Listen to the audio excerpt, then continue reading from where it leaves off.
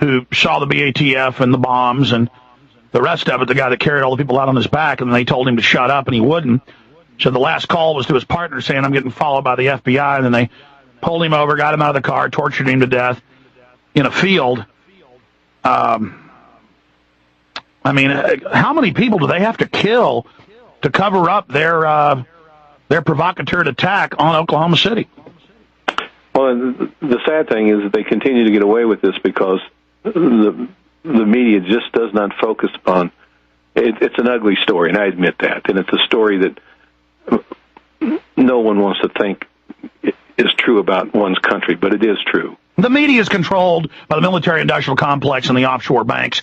They all full well know at the editor and producer level what's going on. Their job is to suppress the people.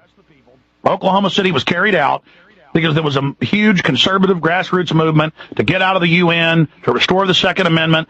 Oklahoma had passed a law saying we're not under UN control. And so, as you know, the BATF cooked the bomb, did it all. They had it out at Camp Grouper, the photos of the Army loading up the truck. McVeigh was sheep-dipped out of Special Forces into Black Ops.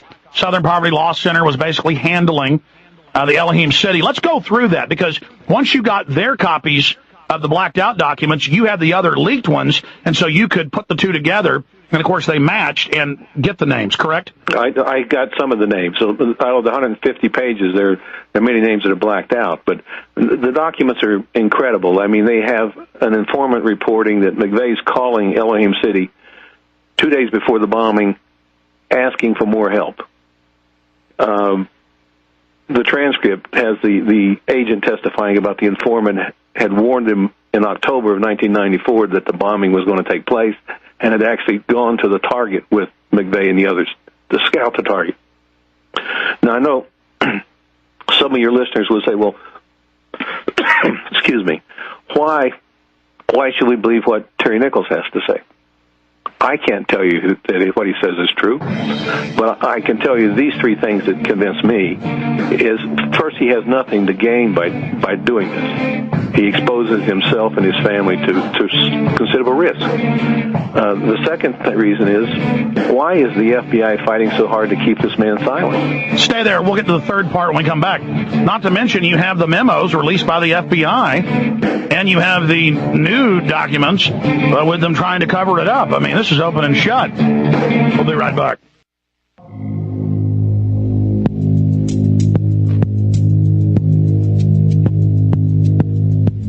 Somebody's got to do it. Somebody's got to tell the truth. You can go back to 2005, the articles, the documents that Mr. Trentadue gave us that we put out. Within days of him coming on the show, they put a gag order on the documents so that the public couldn't see them, the media couldn't. Now they're public. We have the emails. We're going to have an article by Paul Watson this evening on the basic facts here. This is not fun. You see, this is not fun going up against people who will kill cops, who will torture people to death, who will do anything. Now, we have these memos because an FBI agent leaked them. I've talked to other police officers that worked the case as well. And this is not being denied by the FBI or the Southern Poverty Law Center. Jesse Trentadue, the lawyer fighting this and winning in court, $1 million+ settlement for your brother, murder, tortured murder. You say they've tried to indict you twice. Talk about some of the recriminations you've gone through, and that's more evidence of this. Well, they made 2 attempts to indict me by having operatives, FBI operatives, swear that I had bribed witnesses, which was a lie. They've harassed my mother and father have died during this last 13 years.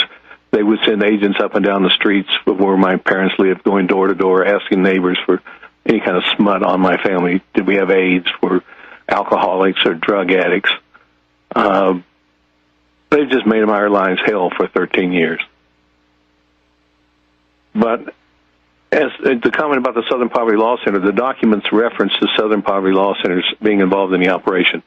They have contacted me and denied it, and I don't know what's true or not. All I know is the documents say they're involved, and these are FBI documents. Well, I remember in the press, though, they were saying, well, we're involved monitoring extremists, but we're not involved in any of this or that.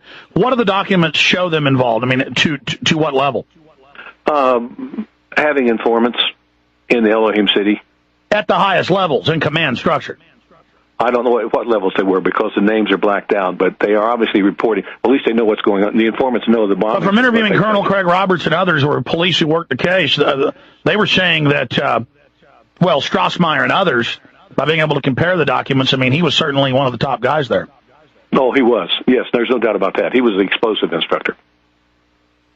But on my third point I didn't get to make before the break was why I believe Nichols. And I said the first 2 points are he had nothing to gain. The second one was, why are they fighting so hard to shut him up if he doesn't have anything to say worth listening to? And the third point being is I showed some of this evidence to a United States federal judge who looked at it and said, you go take that deposition. Now, it's not me making this up. These are records from the FBI, contemporaneous records around the time, shortly after the bombing. Nichols has, I spent a day and a half with him, and he's prepared to, he says, tell the truth. I think one of the reasons he wants to do that is he's come to realize what he has done and is repentant. He has, in fact, reached out and asked for forgiveness, I understand, from some of the victims' families they have, and I guess he's promised them that he will do this, that no matter what, he's going to come forward and tell what he knows. And, of course, what he's saying is that McVeigh told him what we had already known from other sources, that he was a black ops operator. That's what Terry Nichols says. Let's go through exactly what Nichols said to you in that time you spent with him and how you were able to get into see him despite the fact they were trying to block you. But just in the minute we've got left in this hour, when we come back, how did you keep them from setting you up? Because it's well known the feds can march up 100 informants who've never even seen you or met you to say anything about you, and the cherry-picked federal juries will send you away forever. So how did you stop them? I don't know. I think I was just lucky. What I did was I was very careful. Anytime I received a statement from a witness, I wrote them back and said, Lee, look, this is what you've told me. If there's anything incorrect... Hold on, stay there. Let's talk about it. So you have McVeigh, who believes he's in some type of black op, fighting domestic terrorists. He sets up Nichols and all of it, and then he gets set up. Then you have the individual who was the Deputy Attorney General, now about to be the Attorney General, in emails that we're going to be publishing for the first time today, government stamped. These are confirmed, and a story by Paul Watson at prisonplanet.com the next few hours.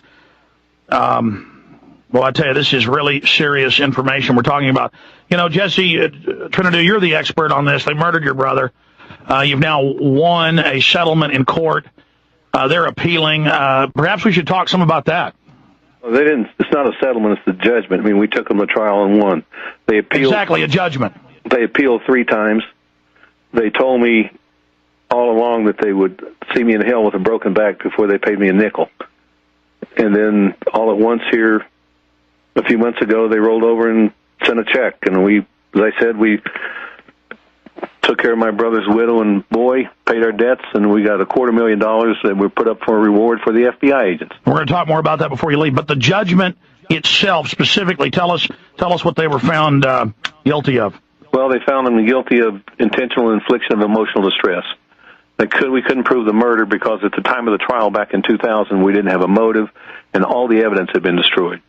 But the court found that what they had done to me and my family was horrific, and it may be, if not the first time the United States government has been convicted of intentionally harming a citizen, it is certainly the largest judgment that's ever been awarded against them. Let's talk about the specific divisions of the FBI that were doing the harassment and involved in the murder, because we want to identify them specifically. And then let's talk about some of the good FBI guys that helped you beat these people. Well, the good FBI guys, you don't know who they are. I mean, and again, there are decent people in the FBI. You have to bear in mind that this operation was run at the highest levels of the FBI. And as far as names, I don't know names. But, you know, there are a lot of people that are decent people who work in law enforcement for the federal government who want to do the right thing and try to do the right thing. unfortunately, many of those at the top have a different view of what is right and what is wrong. Well, that's like 9/11. All the FBI people that tried to stop it, they were all ordered to stand down under even threat of arrest. And then the FBI commanders that ordered them to stand down, they were promoted and given record cash bonuses. Well, I think it's interesting, and I can't remember his name, that the agent who was in charge of this investigation for a while, the Oklahoma City bombing, it made a comment after he retired. It was the only, first of all, shortly after the bombing, the investigation was pulled away from Oklahoma and sent directly inside the Department of Justice and the White House. They controlled it.